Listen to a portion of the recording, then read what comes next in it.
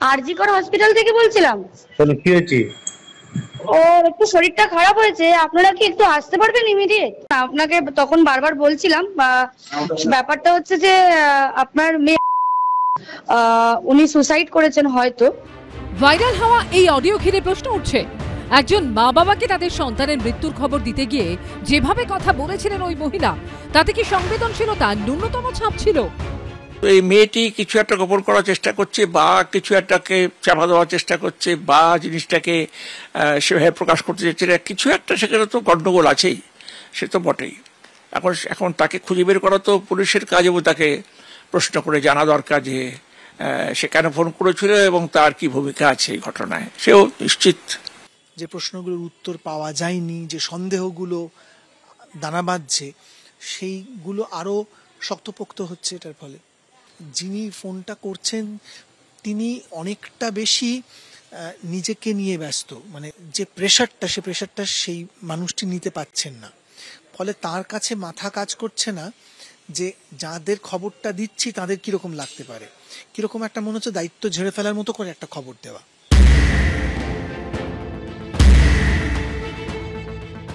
যে bad news, যাকে দায়িত্ব দেওয়া হয় ব্যাড নিউজ ব্রেক করবার, তার একটা প্রিপারেশন নিতে হয়, একটা কনভারসেশন। একটা মানুষের সঙ্গে যখন আমরা কনভার্স করি, বডি ল্যাঙ্গুয়েজ, অর্থাৎ আমার গলাটা উচ্চস্বরে আছে, নাকি আমার গলা দিয়ে এমপ্যাথি বেরোচ্ছে, নাকি আমার হাত দুটো কাউকে বোঝাচ্ছে যে ভয় পেও না, আমি তো আছি।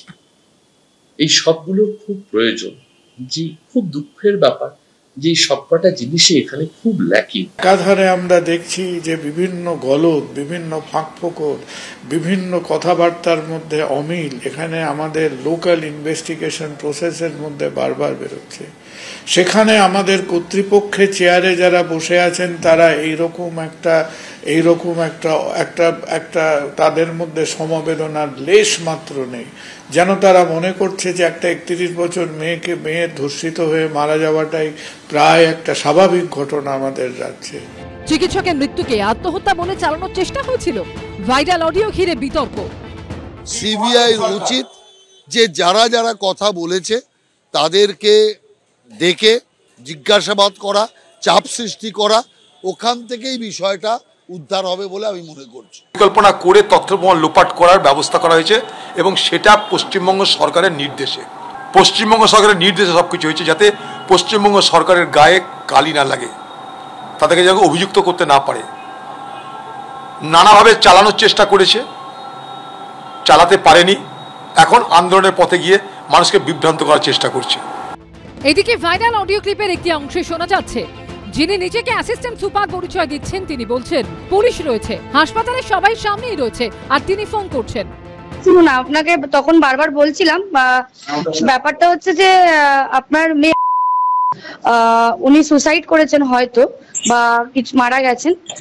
পুলিশ রয়েছে, আমরা হসপিটালে সবার সামনেই রয়েছি, ফোন করছি, আপনারা যত তাড়াতাড়ি পারবেন চলে আসুন। এই প্রেক্ষাপটে ভাইরাল অডিও ক্লিপ নিয়ে নিজের অবস্থান পরিষ্কার করে দিয়েছে কলকাতা পুলিশ।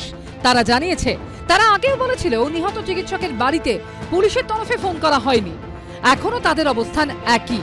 কয়েকটা অডিও ক্লিপও কিন্তু ভাইরাল হচ্ছে, যেখানে কিছু কথোপকথন আছে। তো আপনারা সবাই জানেন সেই অডিওগুলোর মধ্যে ফার্স্ট, সেকেন্ড, থার্ড অডিও ক্লিপের মধ্যে কি আছে আপনারা জানেন।